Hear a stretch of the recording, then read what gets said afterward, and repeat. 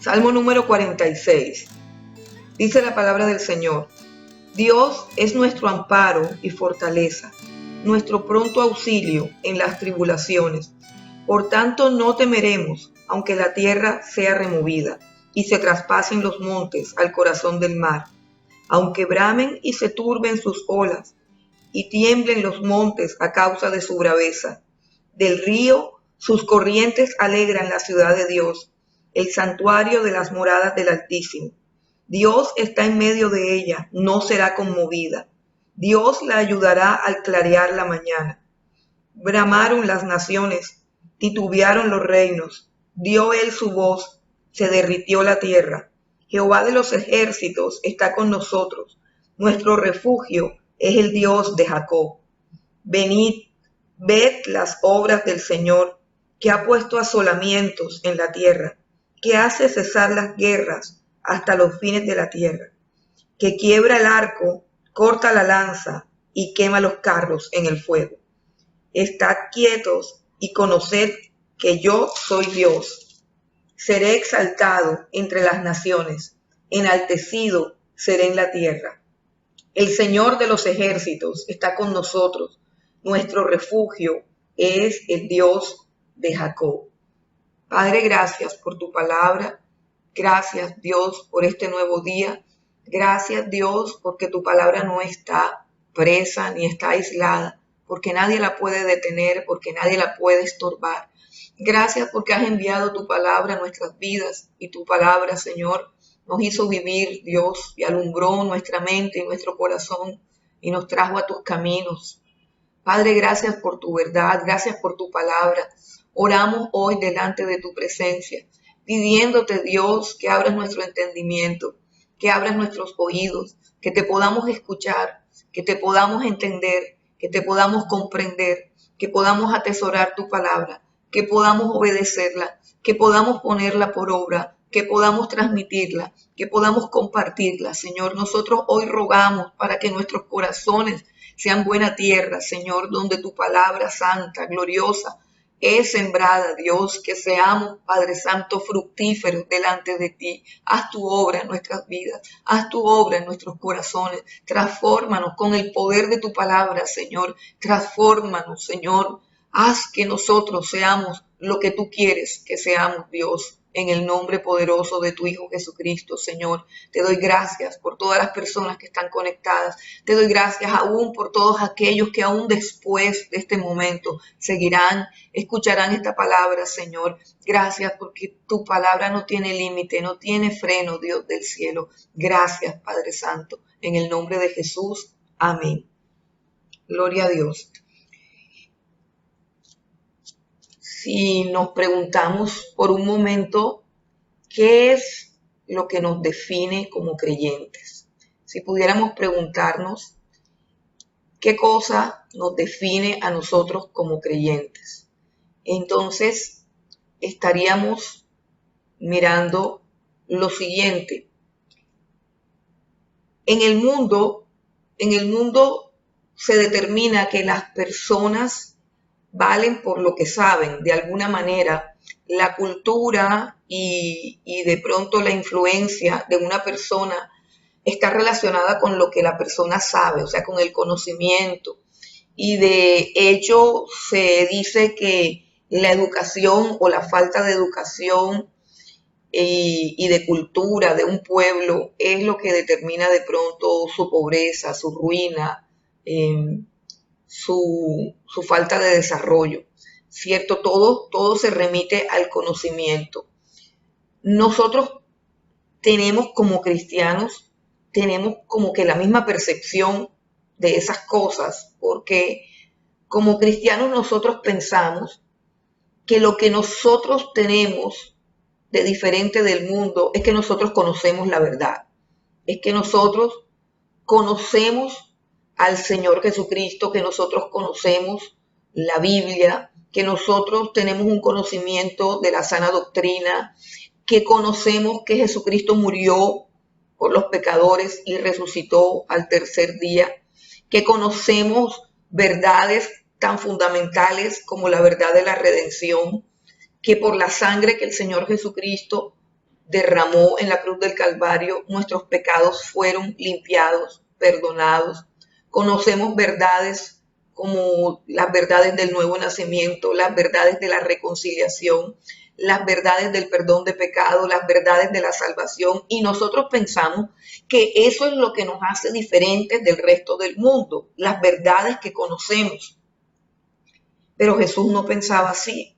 Jesús no pensaba que el conocimiento era el que determinaba que nosotros fuésemos su pueblo o que nosotros fuésemos sus hijos. De hecho, el Señor Jesucristo se manifestó abiertamente enemigo de los más sabios de su época.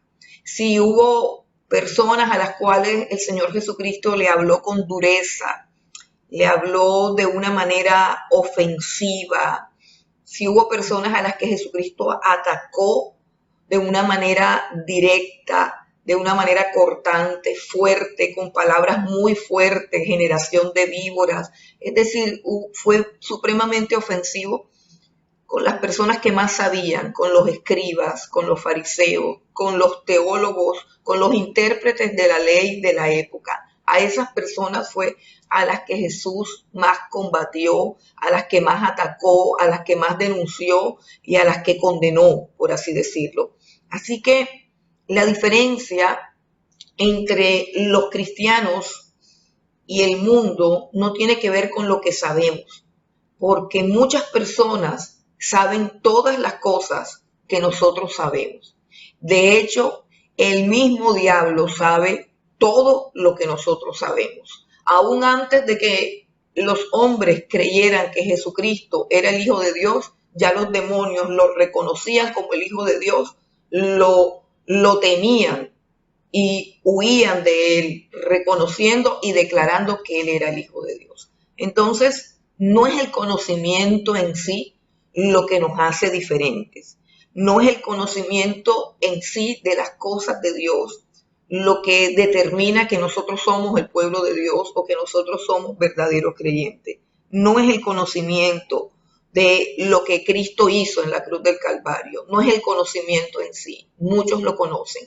Y las personas que evangelizan a diario o que tienen por costumbre evangelizar, se van a dar cuenta o se han dado cuenta que lo que estoy diciendo es cierto, que muchas veces, y de pronto esa es la parte más difícil, encontrarnos con gente a menudo que cuando les hablamos de las verdades fundamentales de las Escrituras, ellos las saben, ellos las conocen, pero al hablar con ellas, con esas personas, nos damos cuenta que ellos no tienen a Cristo, que ellos no son de Dios. ¿Qué es lo que realmente nos hace diferentes? Pues en este salmo lo que aprendemos es que lo que nos hace diferente no son las verdades que conocemos, sino las verdades en las que confiamos, las verdades en las que descansamos, las verdades a las cuales nos aferramos y las verdades en las cuales esperamos y reposamos. Son las verdades que determinan lo que nosotros hacemos, la manera como reaccionamos y la manera como vivimos. Y una de las cosas fundamentales de este salmo es el manejo del temor, el manejo del temor. Y esa es la gran diferencia entre la iglesia del Señor Jesucristo y el resto del mundo. ¿Cómo manejamos nosotros el temor? ¿Cómo maneja un creyente el temor? Ahí es donde está la diferencia, ahí es donde se descubre quién es quién a través del temor. No basta con saber que Dios es soberano y que controla el universo. Ese es un argumento que conocen perfectamente todos los teólogos, y todos los teólogos pueden dar una cátedra acerca de la soberanía de Dios y pueden dar un testimonio y pueden presentar hasta un curso acerca de la soberanía de Dios y de todos los atributos. El asunto es si nosotros podemos descansar en esa soberanía, si nosotros podemos estar tranquilos con esa soberanía, si nosotros en verdad podemos reposar en esa soberanía y si esa soberanía de Dios trae a nuestra alma una paz genuina, una paz fuerte, una paz sólida. Así que la primera cosa que enseña este salmo es que somos pueblo de Dios según cómo manejemos el temor, según cómo manejemos el temor. El libro de Proverbios en el capítulo 28, versículo 1, no lo busquen, dice, huye el impío sin que nadie lo persiga, mas el justo está confiado como un león. El temor es lo que define a un verdadero creyente. El temor y la confianza. Y lo que este salmo nos está diciendo es que no podemos temer. El pueblo de Dios no teme. Repito, el pueblo de Dios no teme. El pueblo de Dios no teme. El que de verdad tiene a Dios no teme. Lo primero que dice el salmo es: Dios es nuestro amparo y fortaleza, nuestro pronto auxilio en las tribulaciones. Por tanto, quiere decir, si eso es cierto en tu vida, si eso es cierto en mi vida, la consecuencia normal que comprueba que esto es una verdad en nuestras vidas es que no temeremos, no temeremos, no temeremos. Esa es la prueba fidedigna de que tú y yo tenemos a Dios. No temeremos. Él es nuestro amparo y fortaleza. Él es nuestro pronto auxilio en las tribulaciones. Por tanto, o sea, es algo lógico. No temeremos, no temeremos. Y aquí el Salmo nos dice dos cosas que no debemos temer. Dos cosas grandes. Y el salmista relata dos cosas supremamente grandes, supremamente fuertes, supremamente destructivas, supremamente peligrosas que relata este salmo. Y dice que esas dos cosas no las podemos temer si de verdad es Dios nuestro amparo, nuestra fortaleza y nuestro pronto auxilio en las tribulaciones. ¿Y qué cosas son? La primera cosa es que no temeremos si la tierra tiembla. No temeremos si la tierra tiembla. No temeremos a un terremoto. No temeremos a un tsunami. Mire lo que dice ahí. No temeremos aunque la tierra sea removida y se traspasen los montes al corazón del mar. No temeremos un terremoto, no temeremos un tsunami, no temeremos que se estremezca la tierra y que se abran sus grietas, y no temeremos que se levanten las olas y se lleve por delante la mitad del planeta. Dice, no temeremos. Si Dios es nuestro amparo y nuestro refugio, no temeremos. ¿Y por qué no debemos temer? Es la pregunta, porque es una afirmación demasiado fuerte. La sola afirmación creo que debe hacernos estremecer en esta mañana. Pensemos a profundidad y con un corazón sincero en lo que estamos diciendo. Pensemos en lo que este salmo diga. Pensemos en lo que significa y en la profundidad de lo que él está declarando aquí. Y pensemos en lo que es real en nuestras vidas y en nuestros corazones. Es cierto que nuestra fe está a prueba de tsunamis, a prueba de terremotos, a prueba de sismos. Es cierto que tu fe y tu confianza en Dios y el conocimiento personal íntimo que tú tienes de Dios es a prueba de terremotos, ¿cierto? Ahora uno va a comprar un apartamento y lo primero que se pregunta es si la estructura es a base de movimiento, es antisísmica, estructura antisísmica. Entonces uno pregunta eso, porque se supone que eso debe ser así siempre, pero entonces ahora hay que preguntar por qué están de moda los terremotos. ¿Y por qué están de moda los terremotos? Porque cada vez son más frecuentes ¿Y por qué son cada vez más frecuentes? Porque el Señor así lo anunció, porque el Señor así lo determinó, porque los terremotos y los tsunamis hacen parte de la agenda divina que nos fue revelada en su palabra. No vienen como una sorpresa para nosotros, podrán venir como una sorpresa para el mundo, pero no pueden venir como una sorpresa para nosotros, el pueblo de Dios, que conocemos claramente lo que el Señor Jesucristo enseñó en su palabra. Vamos a Mateo capítulo 24 y veamos lo que dice el Señor allí en Mateo 24, porque Él habló claro.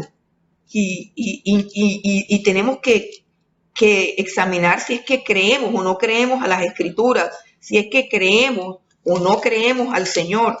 Mateo capítulo 24, y vamos a leer solamente un pedacito de las cosas que dijo, solamente un pedacito, desde el versículo número 6 hasta el 8. Vamos a leer solo ese, 6, 7 y 8. Mateo 24 dice: y oiréis de guerra y rumores de guerra. Mirad que no os turbéis, porque es necesario que todo esto acontezca, pero aún no es el fin. Porque se levantará nación contra nación y reino contra reino, y habrá pestes y hambres y terremotos en diferentes lugares, y todo esto será principio de dolores. Y cuando el Señor Jesús está anunciando todo esto, no lo está anunciando como en otro tiempo lo anunciaban los profetas, que de pronto decían: Israel, arrepiéntete, Israel, abandona tus ídolos, Israel, abandona tu pecado, porque si no, entonces te voy a castigar, y entonces van a venir las pestes, y entonces van a venir las invasiones, y entonces van a venir... No, el Señor Jesús no está haciendo un llamado al arrepentimiento a la iglesia y no está negociando su agenda. En el capítulo 24 del libro de Mateo, el Señor Jesucristo nos está revelando la agenda de los últimos tiempos. Nos está diciendo lo que va a pasar y no es negociable. La palabra de Dios se cumple.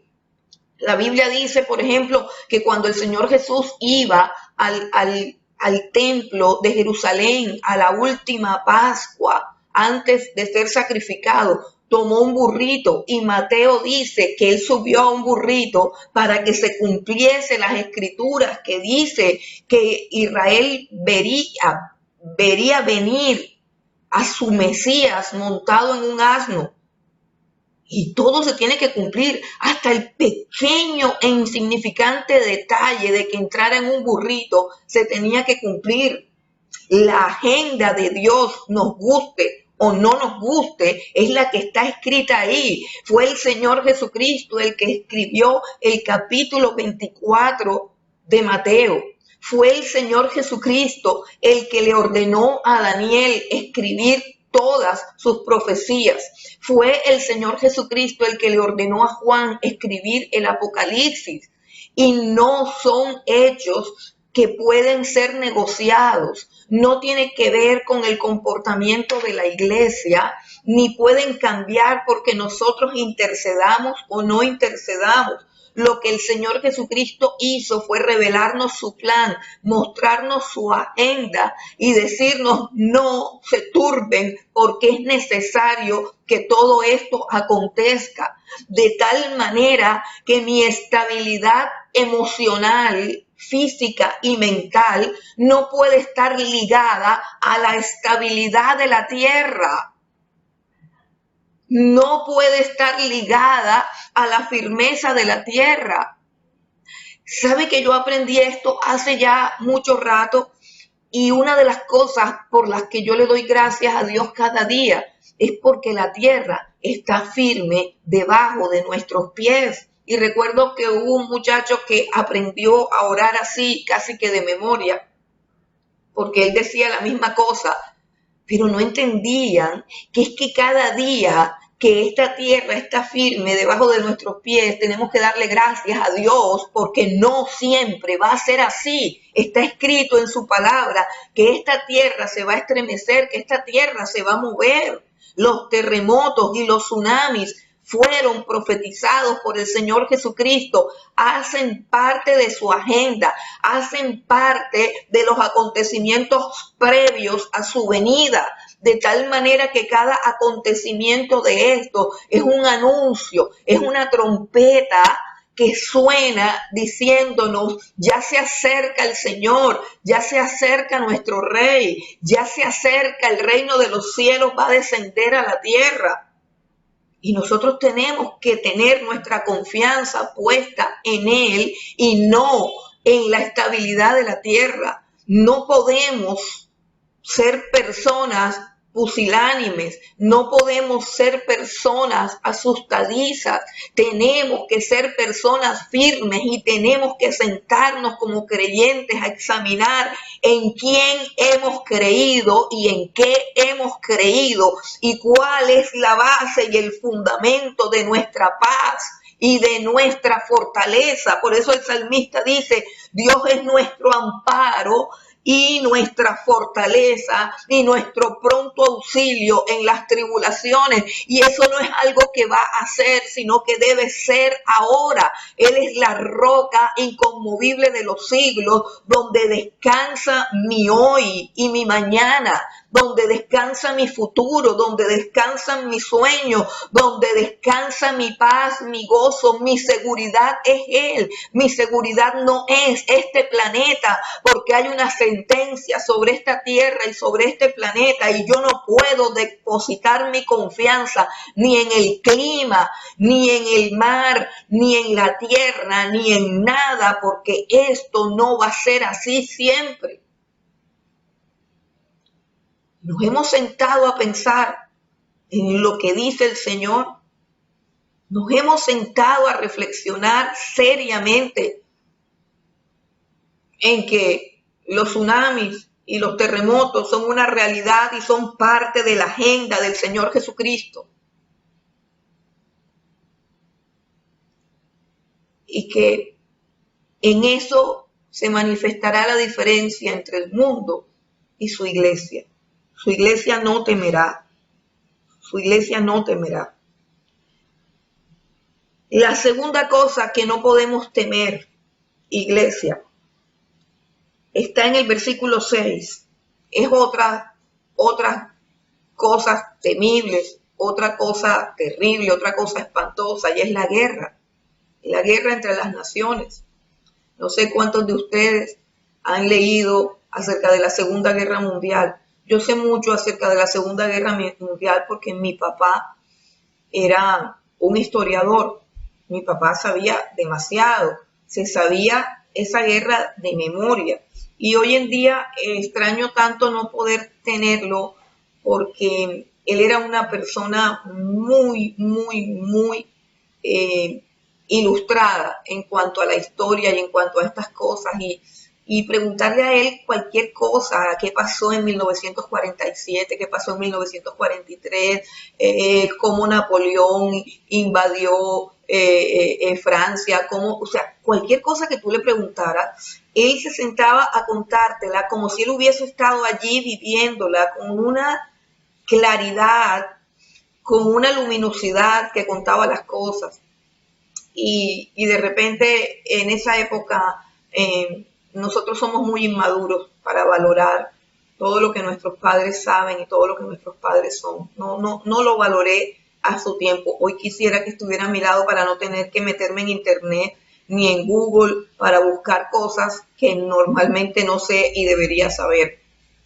Pero no sé si ustedes saben o han visto películas de la Segunda Guerra Mundial y de pronto conocen personas o conocieron personas que fueron sobrevivientes nada más que de la guerra del Vietnam o algo así. Y son personas traumatizadas porque no hay una cosa más horrenda que una guerra. Y si eso era así, hermano, si eso era así hace varios siglos, ¿cómo será una guerra ahora? ¿Cómo será una guerra ahora? ¿Usted se ha puesto a pensar cómo será una guerra ahora? El versículo 6 dice, bramaron las naciones, titubearon los reinos, dio él su voz, se derritió la tierra. y las naciones entrarán en guerra. Dice, y escucharás de guerras y de rumores de guerras. No se turben, porque es necesario que esto acontezca. Y el salmista narra todo lo que es el caos de una guerra, la turbación. Hoy en día los presidentes y los reyes están turbados por el asunto del COVID, están turbados por los conflictos que hay entre ellos, están turbados, están confundidos, algunos amenazan con guerra, algunos incitan a la guerra, otros desplazan tropas para allí, tropas para acá, y la gente se exalta y la gente se atemoriza. Pero el salmista dice, no temeré. ¿Qué pensamos nosotros de las naciones? ¿Qué pensamos nosotros de la supuesta paz? ¿Se nos ha olvidado lo que dice la Escritura? ¿Se nos ha olvidado lo que la Biblia nos revela de estas cosas? Quiero que vayamos a Daniel capítulo 2 para que recordemos un punto supremamente importante de la agenda de Dios. Ustedes recuerdan que el rey Nabucodonosor tuvo un sueño y en ese sueño Dios le reveló a Daniel todo el desarrollo histórico y político de los imperios y de las naciones. El rey Nabucodonosor tuvo un sueño y soñó con una estatua. Nosotros conocemos esa estatua, hemos estudiado ese libro muchísimas veces y quizás algunos de ustedes, si lo estudiaron bien, se saben de memoria cómo era la estatua. La estatua tenía una cabeza de oro, la estatua tenía el pecho y los brazos de plata, la estatua tenía el vientre y los muslos de bronce y tenía las piernas de hierro y los pies eran una mezcla de hierro y de barro cocido. Esa fue la visión, pero estando la estatua de pie, el rey Nabucodonosor vio como una piedra de manera sobrenatural golpeó a la estatua y la derribó por completo y la desmenuzó por completo. Y de esa piedra se levantó un reino eterno. Y yo quiero que leamos, porque fue a Daniel a quien le fue revelado el significado de esa estatua, de ese sueño que tuvo Nabucodonosor. En Daniel capítulo 2, vamos a leer del versículo 36 al 44, porque estas son cosas que debemos saber de memoria y debemos guardar en el corazón, porque si Dios nos ha revelado lo que va a pasar con el mundo, nosotros no podemos poner la confianza en el mundo. No podemos tener la confianza puesta en un mundo cuyo final nosotros ya conocemos. Nuestra fe tiene que ser coherente con nuestra existencia. Nuestra fe tiene que determinar nuestras actitudes. Nuestra fe tiene que determinar nuestras emociones, nuestros sentimientos y nuestras decisiones. Dice el libro de Daniel, capítulo 2, versículo 36. Dice Daniel, le está hablando a Nabucodonosor porque Nabucodonosor estaba turbado, completamente turbado, el hombre más poderoso de la tierra, el que gobernaba en ese momento sobre todas las naciones, aún sobre el pueblo de Dios. Dios le había entregado hasta su propio pueblo en sus manos para que lo disciplinara. Era el hombre más poderoso de la tierra y un día tuvo un sueño que Dios le dio, una pesadilla que Dios le dio y se turbó todo. Angustiado y desesperado buscaba la interpretación del sueño. Y aquí está Daniel para dársela de parte de Dios. Este es el sueño. También la interpretación de él diremos en presencia del rey. Tú, oh rey, eres rey de reyes, porque el Dios del cielo te ha dado reino, poder, fuerza y majestad. Y donde quiera que habitan hijos de hombres, bestias del campo y aves del cielo, Él los ha entregado en tu mano y te ha dado el dominio sobre todo. Tú eres aquella cabeza de oro. La cabeza de oro de la estatua era el imperio babilónico, dirigido por Nabucodonosor. Versículo 39 dice, y después de ti se levantará otro reino inferior al tuyo, y luego un tercer reino de bronce, el cual dominará sobre toda la tierra. Y el cuarto reino será fuerte como hierro, y como el hierro desmenuza y rompe todas las cosas, desmenuzará y quebrantará todo. Y se levantaron todos esos reinos y cayeron. El reino de Babilonia cayó porque se levantó el reino de Media y de Persia, que estaba representado por el pecho y los brazos de plata. El reino de Media y de Persia se aliaron y ingresaron a Babilonia y acabaron con ese imperio. Pero ellos también fueron derribados porque se levantó un rey representado por el vientre y los muslos de bronce de esa estatua, el rey Alejandro Magno, el grande, el poderosísimo gobernante de Grecia. Llegó y derribó todo el reino de Media y de Persia y gobernó hasta que él también cayó, hasta que él también murió, y entonces se levantó el imperio romano, representado por las piernas de hierro, el imperio más corrupto, el imperio más malvado, el imperio que más persiguió, ultrajó y maltrató y sigue haciéndolo al pueblo de Dios. El imperio romano se levantó, pero ese imperio romano también decayó. Y nosotros ahora tenemos restos, vestigios del imperio romano, mezclados, países de Europa, mezclados con países pobres, con países del tercer mundo, con países en desarrollo o subdesarrollados. Y eso es lo que representa los pies de la estatua.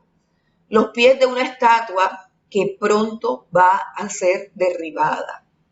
Reinos fuertes, vestigios del imperio romano, mezclados con reinos débiles, como nuestra nación, como Colombia, como los países africanos, como los países latinoamericanos, países débiles, países fuertes que aún conservan la fortaleza del imperio romano. Pero la Biblia dice que en los días de esos reyes sucederá que una gran piedra,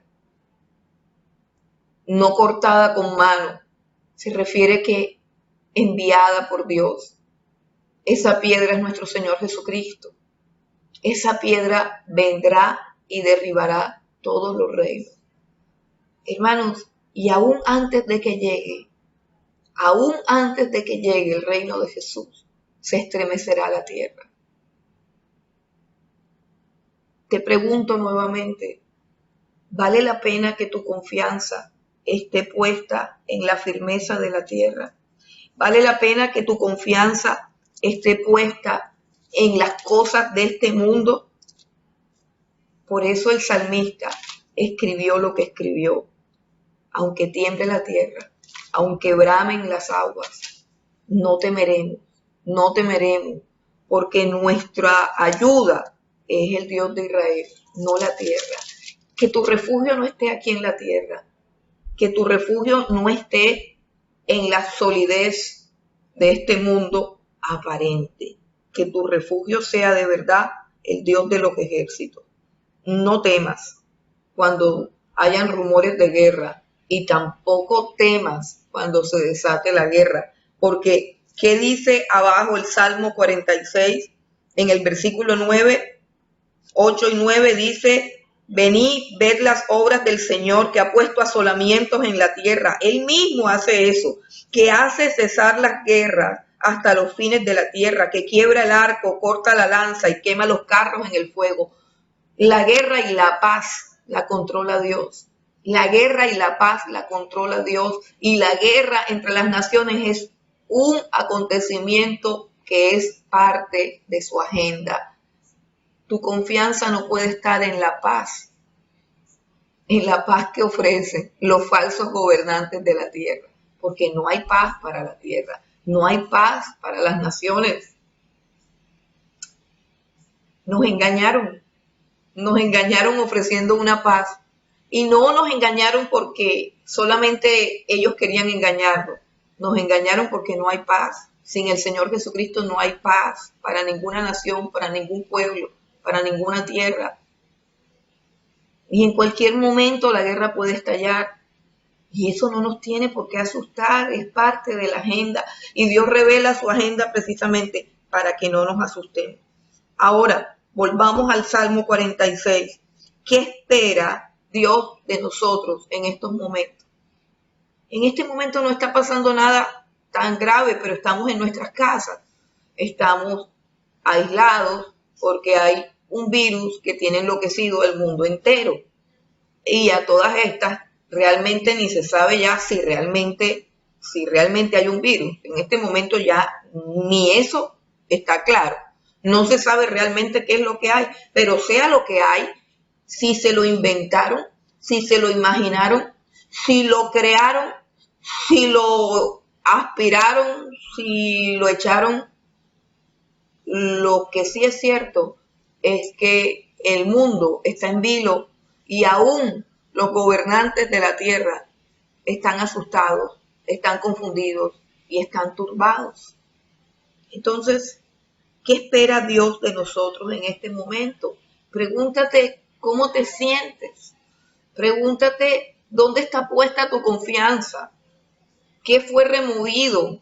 Yo creo que esto es como un ensayo, como cuando los bomberos se reúnen y hacen un conato de incendio para entrenarnos. Eso es lo que creo que estamos viviendo. Y entonces la pregunta sería, bueno, ¿cómo te va con el entrenamiento? ¿Cómo te va con el entrenamiento? ¿Cómo te va con el hecho de que de pronto todo lo que hemos construido en el mundo se viene abajo? ¿Cómo manejamos esa situación? ¿Cierto? Es una pregunta que tenemos que hacernos. Pero al punto donde quiero ir es, ¿qué espera Dios de nosotros? ¿Qué espera Dios de nosotros? Y aquí dice dos cosas muy sencillas, dos cosas muy simples. Lo primero que Dios espera de nosotros es que estemos quietos. Oye bien esto, que estemos quietos. Mire, nosotros asumimos ese estar quietos cuando todo está quieto. O sea que nosotros siempre hemos usado ese salmo fuera de contexto. Nosotros siempre hemos usado este versículo fuera de contexto. Como por ejemplo cuando estamos angustiados o cuando estamos preocupados porque estamos pasando por una dificultad. Estamos pasando por una prueba. Entonces allí utilizamos el versículo estad quietos. Fuera de contexto. Fuera de contexto. ¿Por qué? Porque el contexto del versículo es terremotos, tsunamis y guerras. Terremotos, tsunamis y guerras. Entonces, si cambias el contexto y el panorama que ponemos de base para obedecer este versículo, que por lo general es un problema de una preocupación, que tenemos una preocupación porque de pronto se acercan las matrículas de la universidad y no hemos completado la matrícula del semestre. Entonces, eso nos produce como cierta angustia y cierta inquietud y cierto estrés. O porque estamos atrasados con unos trabajos que teníamos que entregar y nos hace falta algo. Entonces, hay un estrés y hay una angustia. Entonces, ese es el contexto donde nosotros aplicamos el estar quietos, ¿cierto? Y nos parece que es algo que se puede lograr con la ayuda del Espíritu Santo, con la ayuda de la presencia de Dios y todo eso. Pero es que Dios dice estar quieto en medio del terremoto, en medio del tsunami y en medio de la guerra. El salmista trae a colación el momento en que todo colapse. Repito, él ve de una manera profética el momento en que todo colapse. Él no está pensando en lo que nosotros pensamos, como que cuándo voy a completar el dinero del arriendo, o no está pensando en iré a salir bien de aquella cirugía. Él no está pensando en una cosa pequeña o cotidiana. Él está pensando en un descalabre mundial y está diciendo que en medio de ese descalabre mundial tenemos que oír la voz de Dios que dice, estad quietos. En medio del caos, en medio de la confusión, en medio de la locura, en medio de la turbación, Dios nos dice, estate quieto. Y nos dice, estate quieto de una manera que nosotros podríamos decir, pero ¿cómo uno está quieto en medio de un terremoto? O sea, imagínate un terremoto y tú debes estar quieto. Imagínate un tsunami, debes estar quieto. Imagínate un bombardeo, debes estar quieto. Eso es lo que Dios está diciendo. Puedes estar quieto si Dios es tu amparo y tu fortaleza. Si sabes y conoces que Dios es tu pronto auxilio en las tribulaciones. La quietud, estar quietos, es una de las órdenes más recurrentes de Dios en las Escrituras. Quiero que miremos solamente algunos textos. Estar quietos, la orden de estar quietos, es una de las más recurrentes en la Biblia. O sea, es la orden más frecuente que Dios le da a su pueblo, estar quietos. Vamos a Isaías 30.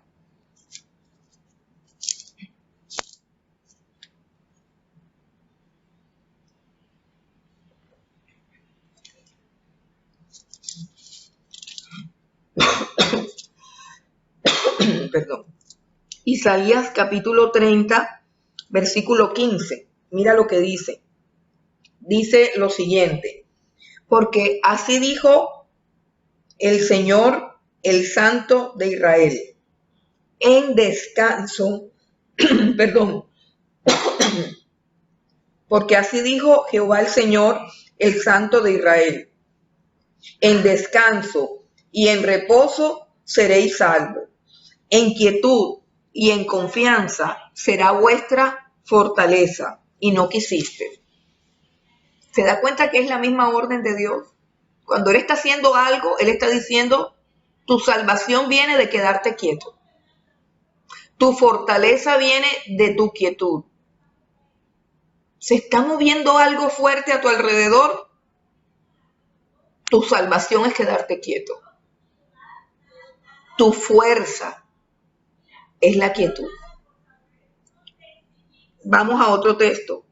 En Segunda de Crónicas, y este me gusta mucho porque este habla de una guerra. Segunda de Crónicas, capítulo 20.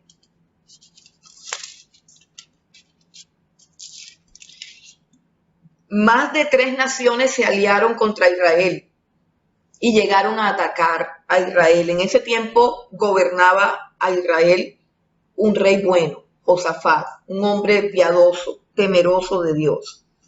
Y cuando él vio todas esas naciones reunidas para combatirlos a ellos, que eran muy inferiores en número, demasiado inferiores en número, él acudió a Dios. Y Dios le contestó lo siguiente. Segundo libro de Crónicas, capítulo 20, versículo 17. Mire lo que le dice Dios al rey Josafat, que está angustiado. Más de 3 naciones en su contra, aliadas, y acampando, sitiando a Israel. No habrá para que peleéis vosotros en este caso. En otras palabras, no es necesario que ustedes peleen. Miren qué tremendo, dice Dios. No es necesario que ustedes peleen. No habrá para que peleen vosotros en este caso. Paraos, párense, estad quietos y ved la salvación del Señor con vosotros. Miren la respuesta de Dios. Unos ejércitos armados en contra de Israel. El rey llega llorando, aterrorizado delante de Dios. Y Dios le dice, ¿sabes qué, Josafat? No es necesario que ustedes peleen. No es necesario que entrenes al ejército. No es necesario que saques tus tropas. No es necesario. Lo único que necesitas es pararte bien firme.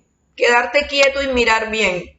Quedarte quieto, dice, párate, estate quieto y mira la salvación del Señor con ustedes. Y dice, oh Judá y Jerusalén, no teman ni desmayen, salgan mañana contra ellos, porque el Señor estará con vosotros. Y dice, ustedes no van a pelear, ustedes salen. Hermano, y no hay tiempo de pronto para relatar, pero ellos salieron y exactamente no hubo que pelear. Simplemente estuvieron de pie observando cómo Dios destruyó a todos sus enemigos. Párate, está quieto y mira. Párate, está quieto y mira lo que Dios está haciendo. Mira lo que Dios está haciendo. No es pararse y estar quieto y mirar para otro lado. No es párate, estate quieto y mira lo que Él está haciendo. Vamos a otro texto. Este es bien hermoso. Es una historia que todos conocemos en Éxodo, capítulo 14. Éxodo, capítulo 14. Versículos 13 y 14. Dice lo siguiente. Bueno, es para ambientarles el texto. Es cuando Israel por fin sale de Egipto. El pueblo sale de Egipto y van corriendo, salen apresurados. Pero resulta que el faraón se arrepiente de dejarlos salir y sale corriendo detrás de ellos a perseguirlos. Y ellos llegan a una encrucijada donde están rodeados de montañas a la izquierda, montañas a la derecha, mar rojo delante de ellos y detrás todos los ejércitos de Egipto y el faraón vienen. Y en esa encrucijada, cuando claman a Dios, Dios responde lo mismo. Lo siguiente, Éxodo 14, versículos 13 y 14. Y Moisés dijo al pueblo, no teman, estén firmes y vean la salvación que el Señor hará hoy con ustedes, porque los egipcios que hoy han visto, nunca más para siempre los verán. El Señor peleará por ustedes y ustedes estarán tranquilos. La misma orden. Estén quietos, párense y vean lo que el Señor está haciendo. Y más adelante la Biblia dice que ellos pasaron por en medio del Mar Rojo. Dios abrió el Mar Rojo y ellos pasaron por en medio del Mar Rojo. Pero como los ejércitos de Faraón decidieron seguirlos ciegamente, cuando ellos terminan de pasar, el mar se comienza a cerrar sobre el faraón y sobre todos sus ejércitos. Y cuando ellos ya están del otro lado del mar, en la orilla del mar comienzan a llegar los cadáveres de todos los egipcios que los azotaron, que los atormentaron, que los ofuscaron, que los esclavizaron, que se burlaron de ellos, que los ultrajaron. El faraón muerto, los carros del faraón todos destrozados, las llantas, las ruedas, todo eso llegó a la orilla y ellos con sus propios ojos lo pudieron ver. ¿Qué sucedió después? Alabanza y adoración. Pero la orden de Dios fue, quédense quietos, quédense quietos. Entonces, lo primero que Dios demanda de nosotros en este salmo es que estemos quietos. Es que estemos quietos. ¿Estás quieto? ¿Estás quieto? La quietud no tiene que ver con el miedo. Ojo con lo que estoy diciendo. No, yo no estoy en mi casa porque le tenga miedo al virus. Yo estoy en mi casa porque la Biblia dice que tenemos que someternos a las autoridades. Yo no me pongo el tapaboca porque me da terror que se me pegue el virus. Me lo pongo porque es un ordenamiento. No me gusta, pero obedezco. Yo no estoy encerrada en mi casa porque tenga miedo. Estoy encerrada en mi casa porque fue la orden que nos dieron.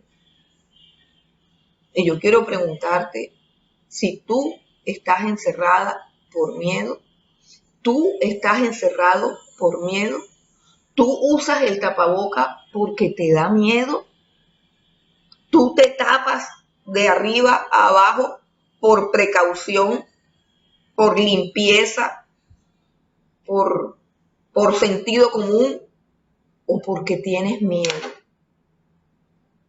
O porque tienes miedo. ¿Dónde está Dios? Dios es nuestro amparo y fortaleza, nuestro pronto auxilio en las tribulaciones. ¿Tú crees que Dios no tiene el control de ese virus? ¿Tú crees que Dios no es soberano sobre a quién le da y a quién no le da? Nosotros tenemos que obedecer las autoridades. Nosotros tenemos que ser precavidos. Precavidos como cuando nos alimentamos bien, como cuando nos bañamos, como cuando nos cuidamos. Así tenemos que cuidarnos. Pero no debe haber en nuestro corazón ningún espacio para el temor. Ningún espacio para el temor. ¿Por qué? Porque Él es nuestro amparo y fortaleza y auxilio pronto en todas nuestras tribulaciones. Asegúrate de no temer. La segunda cosa que Dios pide en este tiempo es, versículo 10, conocer que yo soy Dios. Conocer que Dios soy yo, que yo soy Dios. Y no es conocerlo desde el aspecto teológico y doctrinal, como que vamos a una clase y estudiamos los atributos de Dios. No tiene que ver con eso. Tiene que ver con conocer a Dios en cómo actúa en la historia. Conocer a Dios cómo se está desenvolviendo en este momento. Poder ver qué es lo que Él está haciendo, porque Él está sentado en su trono y la tierra es estrado de sus pies. Él gobierna con poder soberano sobre las naciones, sobre el virus, sobre todo, sobre la ONU, sobre la Organización Mundial de la Salud, sobre los decretos del presidente, sobre el Palacio de Nariño. Dios es soberano, nosotros somos su pueblo. Y si tú crees en Dios, crees en su soberanía y crees en su amor. Ahora, ¿cómo confiar en esa soberanía? ¿Cómo confiar en esa soberanía cuando Dios hace cosas que a veces no entendemos?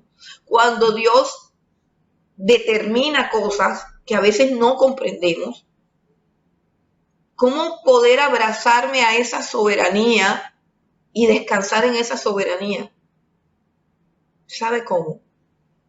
Por el simple y sencillo hecho de que en su soberanía Él determinó que su Hijo Jesucristo muriera por nosotros los pecadores para demostrarnos su amor. Porque de tal manera amó Dios al mundo que ha dado a su Hijo unigénito para que todo aquel que en Él cree no se pierda, mas tenga vida eterna. Y no estoy hablando ahora de el concepto de lo que la muerte de Cristo representa en nuestra redención. No, estoy hablando de lo que significa el hecho de que Dios haya entregado a su Hijo, de que nos ha amado con un amor eterno. Y si Él nos ha amado con un amor eterno, yo puedo descansar en que lo más difícil para Dios tenía que ser entregar a su Hijo, y lo hizo por amor a nosotros. ¿Por qué voy a temerle a lo que Él esté ordenando en su agenda? Si el centro de la agenda divina fue su amor, porque el centro de los acontecimientos y el acontecimiento central de la historia es la muerte del Señor Jesucristo. El centro de la historia lo ocupa la demostración más grande del amor de Dios a nuestras vidas. Eso está en el centro de la historia y la historia gira alrededor de un núcleo y ese núcleo dice: Dios te ama, Dios nos ama, Dios nos amó y nos amará siempre con amor eterno. El núcleo del mover de Dios, de los decretos de Dios, es el amor. ¿Cómo no voy yo a descansar en eso? Si lo más horrendo que Él podía hacer era entregar a su Hijo Jesucristo. ¿Hay algo más horrendo que una guerra? ¿Hay algo más horrendo que un terremoto?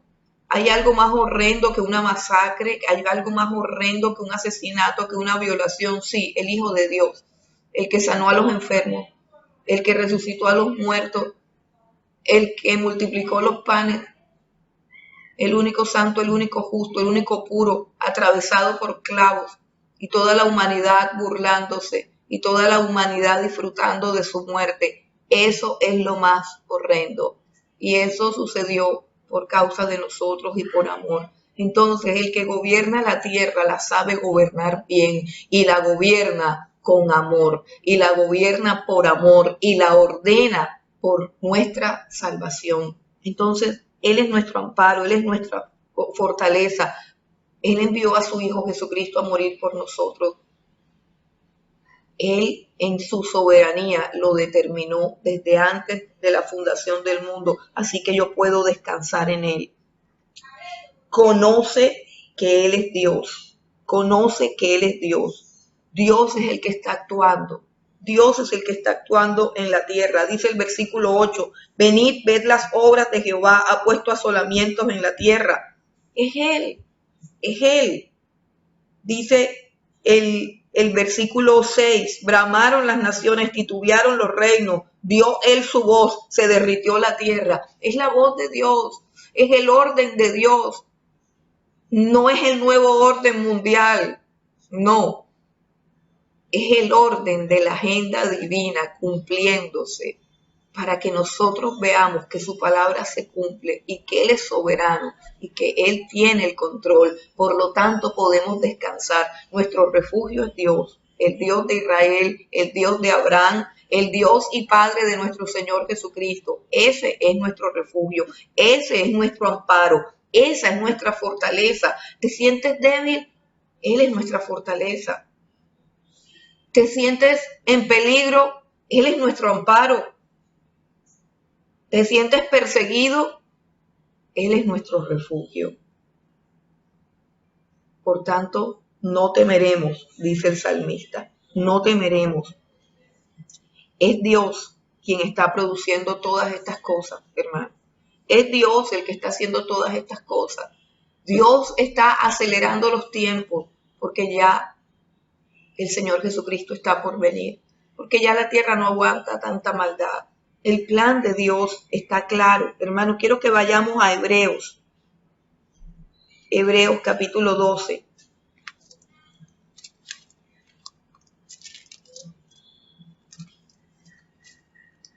Jesús no nos prometió estabilidad aquí en este mundo. Jesús dijo, en el mundo tendréis aflicción, pero confiad que yo he vencido al mundo. Dios está obrando en el mundo. Dios está haciendo estremecer los reinos. Dios está haciendo estremecer las naciones. ¿Por qué? Porque Dios va a establecer el reino de su Hijo Jesucristo. Recuerden, el reino de Jesús es una piedra que va a derribar todas las naciones y todos los reinos. Hebreos capítulo 12, versículo 25. Hebreos 12, 25. Mire lo que dice. Mirad que no desechéis al que habla, porque si no escaparon aquellos que desecharon al que los amonestaba en la tierra, mucho menos nosotros si desecháremos al que amonesta desde el cielo. Aquí viene, al que amonesta desde el cielo.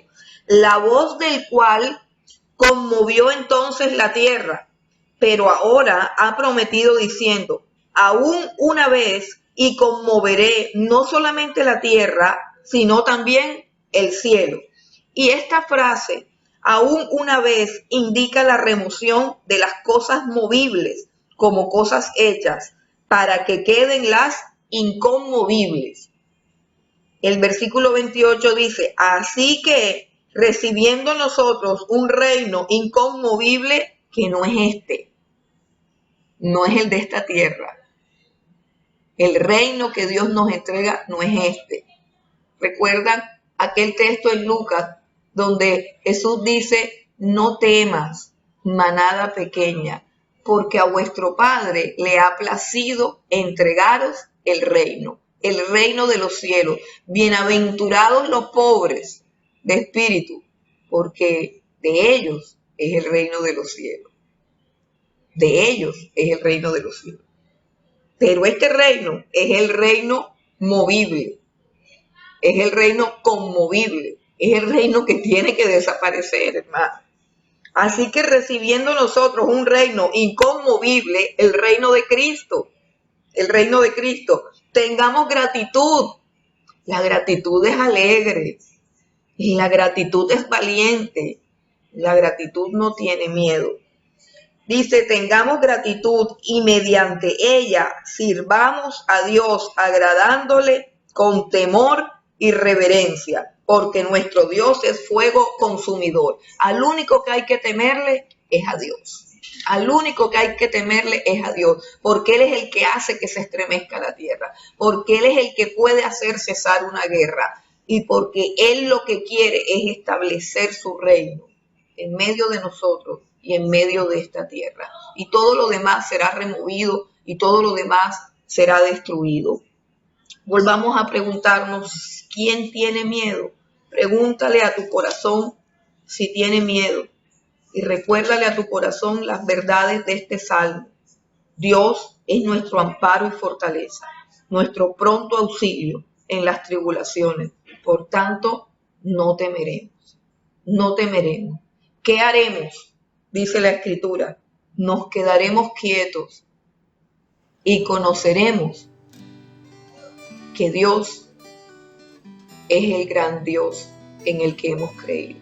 Y veremos la gloria de Dios y veremos el poder de Dios gobernando sobre el planeta y ordenando todas las cosas, no según el nuevo orden mundial, sino según su propia agenda.